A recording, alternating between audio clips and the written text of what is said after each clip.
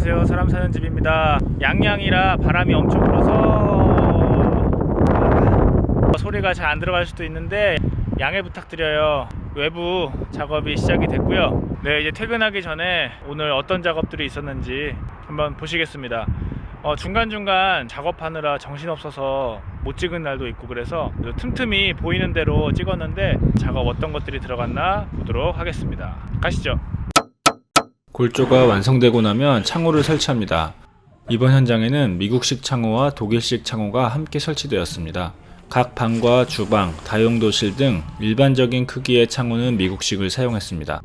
걸쇠 부분이 3곳이나 생겼고 독일의 로토사의 철물이 들어갔죠. 미국식 창호는 우리나라 창호와 같은 슬라이딩 방식이고요.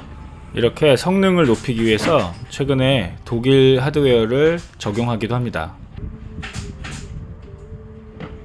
이거는 편집하다가 찍은 건데요. 우리나라 일반 슬라이딩 창호는 그 손잡이 걸쇠 부분이 한 곳입니다. 네, 저 부분이 딱 잠가주는 역할을 하죠. 창틀 주변은 폼으로 꼼꼼하게 채워서 외기가 들어오지 못하도록 합니다. 설치 후에 레버는 잘 작동하는지 한번 테스트를 해보고요. 이렇게 각 실마다 미국식 창호가 설치가 됐습니다. 이쪽이 주방이고 식탁이 놓이는 이 자리는 좀 더 미국적인 오르내리기 창이 들어갑니다. 설치가 완료되고 나면 한 번씩 열어보고 닫아보면서 문제되는 부분은 없는지 확인을 합니다.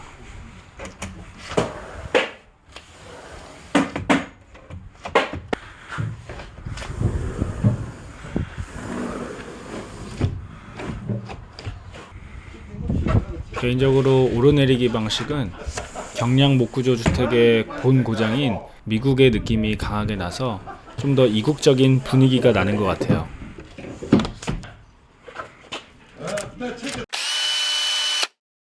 거실 전후면 대형 창, 출입용 터닝도어는 독일식을 사용했고요. 미국식 창호는 공장에서 유리까지 끼워져 나오는 기성품이라 저렴한 장점이 있지만 높이가 최대 2100까지만 나옵니다. 물론 더 크게 주문 제작도 가능하지만 그런 경우 기성품의 저렴한 장점이 상쇄되죠. 그래서 이렇게 대형 크기가 필요한 부분은 독일식 창호를 사용합니다. 지금 보시는 부분은 창틀 주변에 수성 연질폼을 채운 건데요. 벨기에에서 생산하는 수달폼이라는 고성능 제품을 사용합니다. 탄성도 좋고 겨울철에도 작업이 가능한 고성능 자재입니다. 미국식이든 독일식이든 창틀 주변에 외기가 들어오지 않도록 폼을 꼼꼼하게 채우는 건 기본입니다. 예전에 찍어두었던 독일식 창호에 대한 영상을 잠깐 보여드릴게요. 이 손잡이의 방향이 아래로 가면 잠김, 옆으로 가 있으면 열림, 위로 가면 환기 이렇게 되어 있어 가지고요.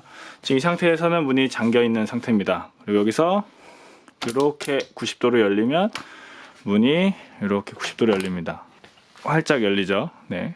그리고 비가 오는 날 비는 안 들치게 환기만 하고 싶다 하시면 이렇게 위로 올라갑니다.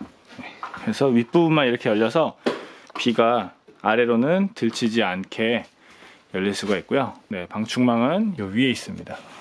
이렇게 롤로 말려 있다가 이렇게 내리면은 방충망이 터졌습니다. 네. 보이시죠? 다시 얘를 이렇게 하면 올라갑니다. 보시면은 이 옆에 보시면 이런 하드웨어들이 있어요. 철물들이 있는데 이 철물들도 독일 철물. 독일은 이런 철물만 해도 또 유명한 회사가 있습니다. 그래서 요게 올라가고 내려가고 하면서 여기에 있는 철물에 걸리게 되는 겁니다. 그래서 고무 가스켓이 있어요. 패킹 같이 있는데 이 부분이 프레임 창호 프로파일에 이렇게 만나면서 이걸 내려주면 얘가 쭉 압축이 됩니다. 이렇게 이 문 전체 테두리가 다 밀폐됩니다.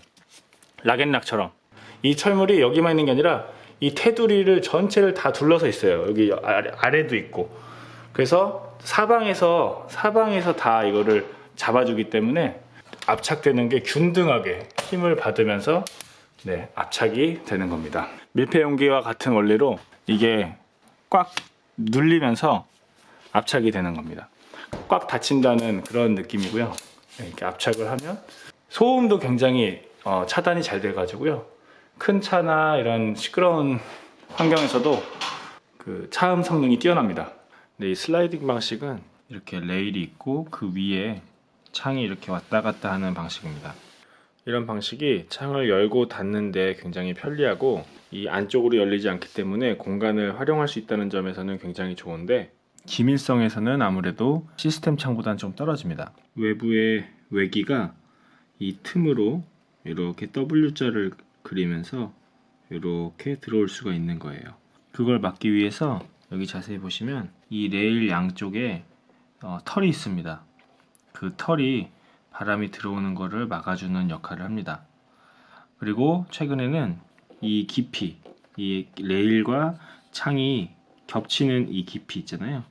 여기서부터 여기까지 이 깊이를 좀 더 깊이 해서 바람이 좀 더 높이 올라와서 이렇게 가야만 들어올 수 있게끔 이 겹치는 부위를 더 길게 한다든지 뭐 그런 이제 기술적인 보완들이 되고 있습니다. 그래도 구조적으로는 근본적으로 이 모헤어라고 부르는 이 털을 이용해서 막아주는 거기 때문에 원천적인 차단은 어렵습니다. 그래서 이렇게 두 개의 창을 만들어서 한 번 더 보완을 해주는 식으로 구성이 되어 있고요. 그러다 보니까 아무래도 일반적인 시스템 창호에 비해서 이 창틀의 두께가 굉장히 두껍게 구성이 됩니다.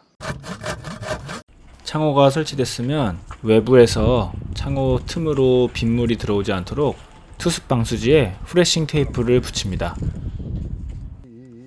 저런 기밀 테이핑 작업은 작업 난이도도 어려워 보이지 않고 작업 결과물도 눈에 확 띄지 않거든요. 그래서 아무 테이프나 가져다가 대충대충 하는 경우가 많은데, 습기 조절이 굉장히 중요한 목조주택에서는 굉장히 중요한 작업입니다. 그래서 시간이 꽤 많이 들어가고 깨작깨작 아무것도 아닌 것처럼 보여도 꼼꼼하게 차근차근히 잘 붙여줘야 합니다. 와, 진짜. 아, 진짜요? 붙이는 순서도 아래서부터 위로 올라가면서 맨 위에 창틀 위에 있는 투습 방수지가 창을 덮도록 합니다. 꼭꼭 눌러주세요.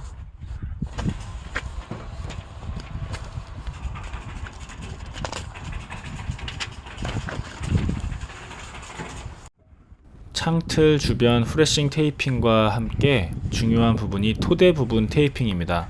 목조주택에 개미가 많이 들어온다고들 말씀하시는데요. 이 기초와 벽이 만나는 토대 부분에서 벌레들이 많이 들어옵니다. 그래서 이렇게 벌레가 들어올 수 없도록 모두 테이핑을 합니다. 꼭 해충 방지 목적이 아니더라도 건물 자체의 기밀성도 높여주는 역할을 합니다. 지붕 하판도 다 덮었으면 시트 방수지로 지붕을 방수해줍니다. 창문이 달리고 외부에 투습 방수지, 지붕에 시트 방수지까지 다 붙이고 나면 이제는 비가 와도 마음 졸이지 않아도 됩니다.